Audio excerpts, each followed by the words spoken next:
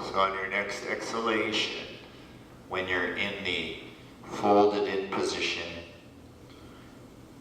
like the letter C, just stay in that position for a moment and really relax everything. Let yourself become like a rag doll, aware of your feet on the floor, your sit bones, the flesh on your face, your eyes, and your tongue,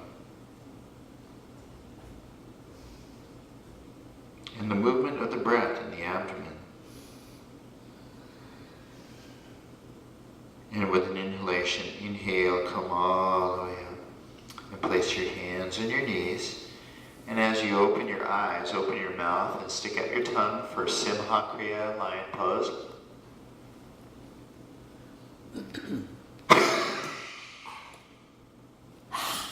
And then relax as you inhale, back up. And once again, you're going to, in a natural sense, let the breath, the inhalation fill you up. And as you get to the exhalation, open your mouth, your tongue, your eyes, and pitch forward. And again, you let the inhalation bring you back up to front and center. You can spread your fingers, palms down on your knees, spread your toes, just to get a really nice full extension of the spine. You may want to just stay for a moment before you do the pitching forward, just to really work with the full opening of the face.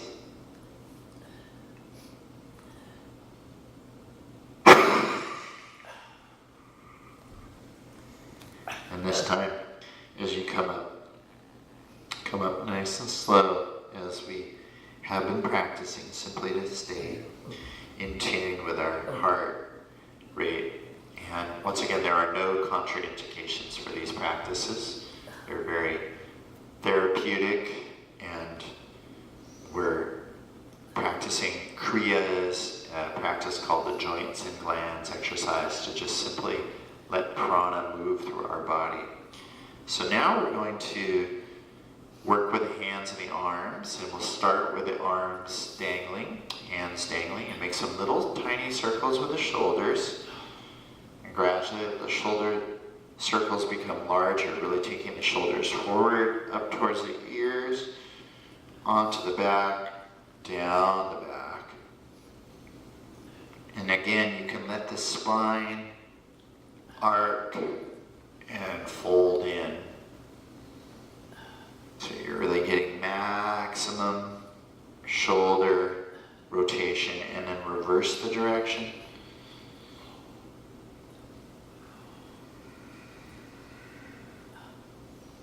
You may be doing these movements with your breath or independently. It's okay. Just breathe through the nose. Come back to your center position.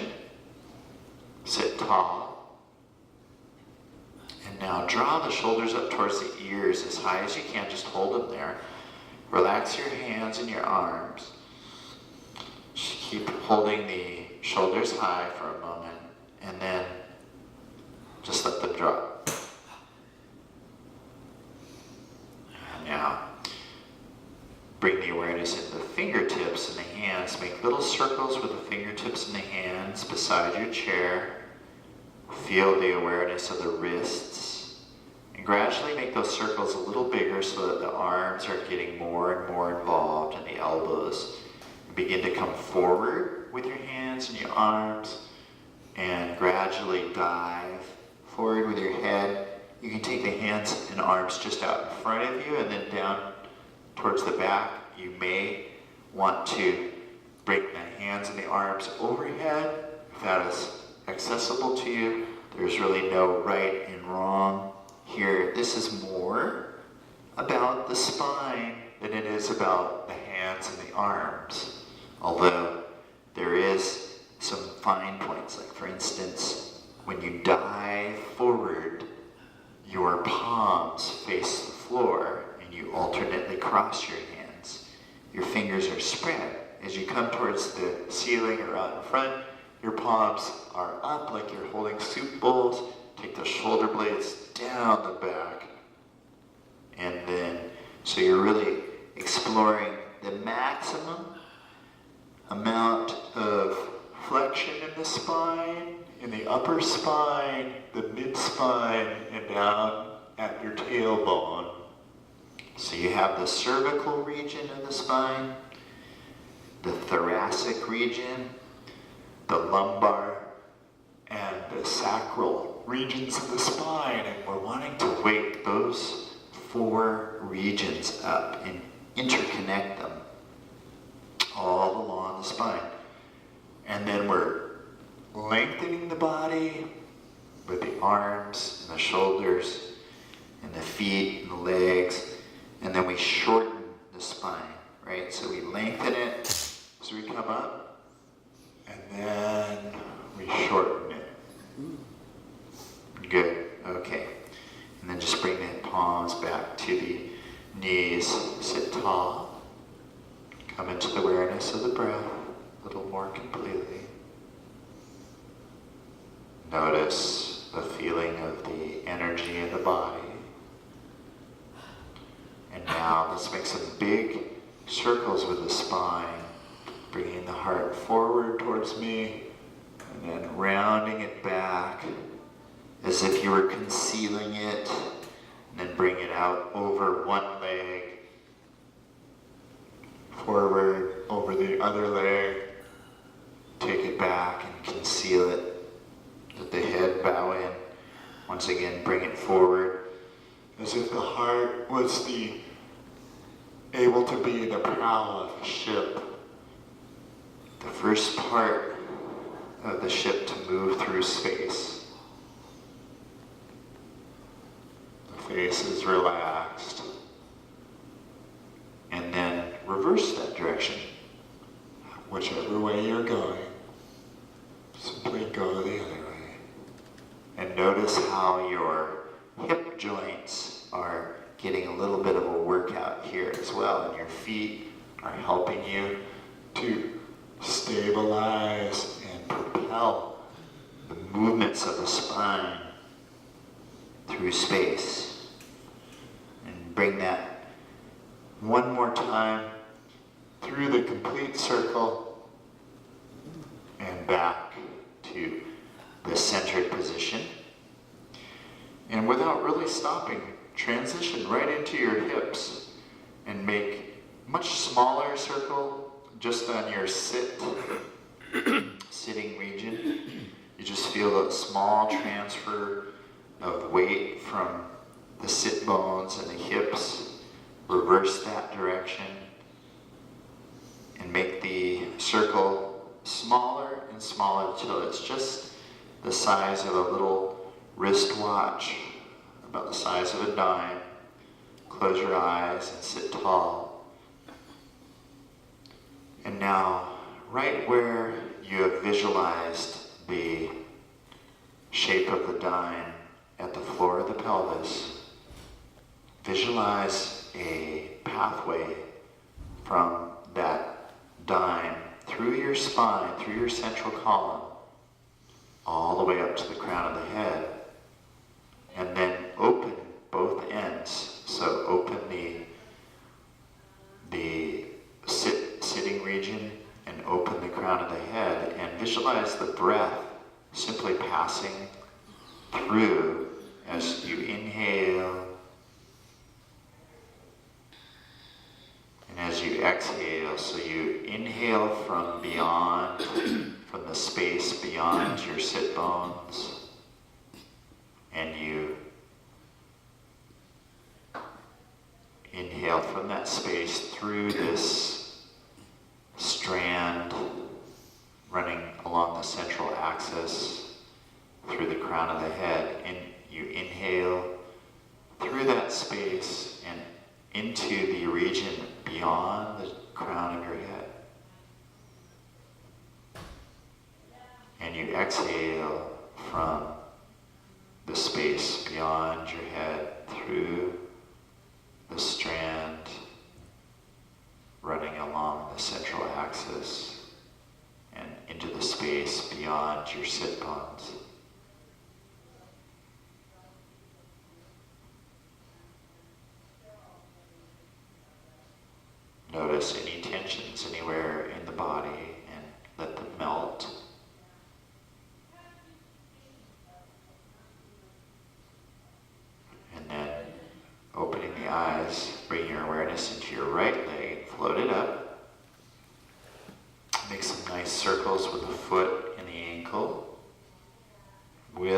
out the breath, and then reverse that direction. Stop whenever you need to. Explore the smoothness or the jerkiness of the movements. Just notice them. Point your toes and make a circle with the lower leg. And again, the circle can be large or small.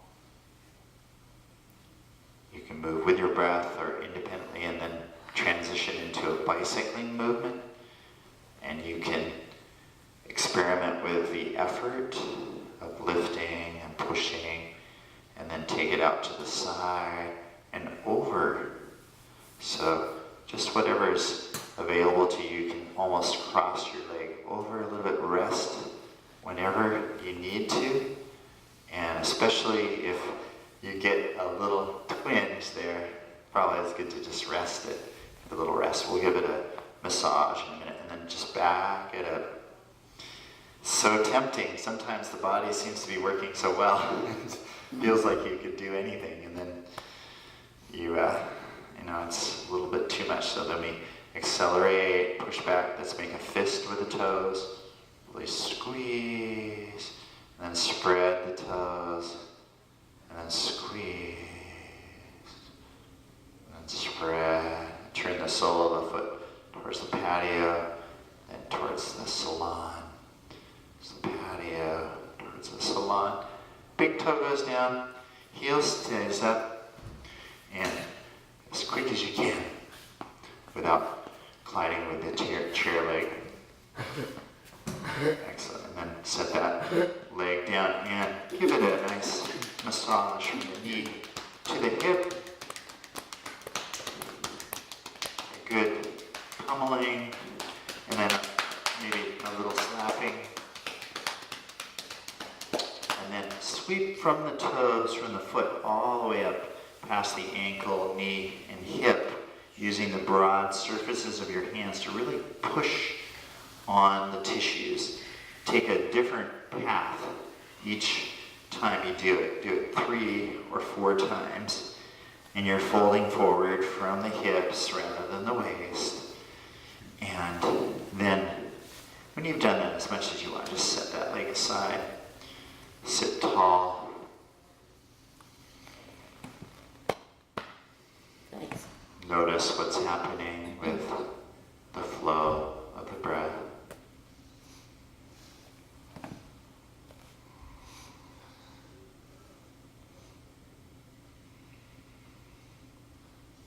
And then we continue bringing the awareness into the left leg, float it up, and again make some circles with the foot at the ankle, noticing the smoothness or the jerkiness or somewhere in between. Then point the toes, make a circle with the lower leg. The circle can be small or large. Sometimes it's nice to just vary it. And then this bicycling, and again, you can try, if you want, you can support the knee, that's one option, or just go free form with it, and then out to the side, and maybe cross over a little bit, as though you were going to take the knee over to the side there, and reverse that direction. Really feeling into that hip joint, what's happening there, and then straight back. Good. Good. We're just working it for the exercise. And extend the leg and flex the foot and the ankle. And make a fist with the toes. And spread the toes. Make a fist, really squeeze tight. Spread, squeeze tight. Turn the sole towards the salon. And towards the patio, towards the salon, towards the patio. Put the big toe down, keep the heel up, and very quickly, like lightning, bring that heel in. Just watching it, you don't collide with the chair leg. Good. And then, give it that massage. So, it's these are the practices which are called the Joints and Glands practices, and they are yoga kriyas. Kriyas, the Sanskrit word for an action which, in a sense, is a clearing of obstacles or removing of resistance. So after you've patted down your muscles there of your thigh, then sweep the whole leg wherever you can reach to. If you can't reach all the way to the foot, that's fine.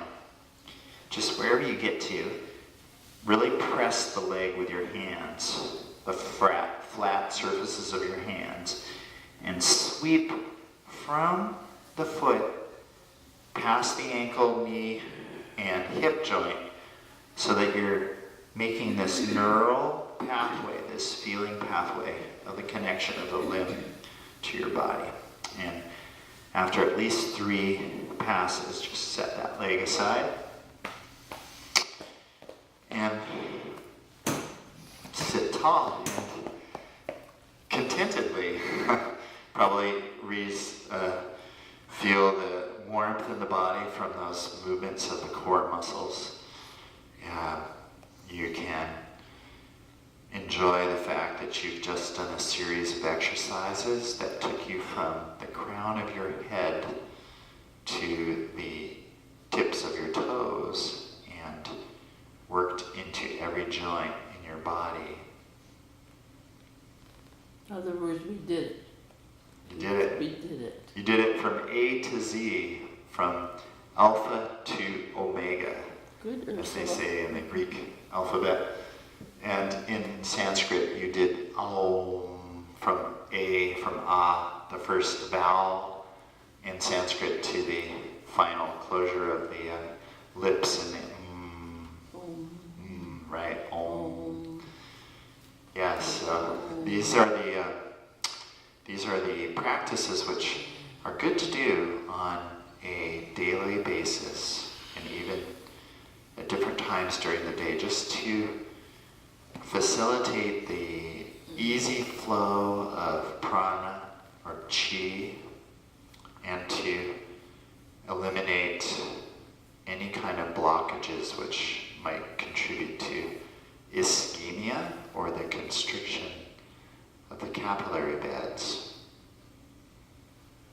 And we did these practices with awareness of the breath, the flow of the breath. So we finish, the first practice is also the last practice, and we finish sitting as tall as we can with our heads, neck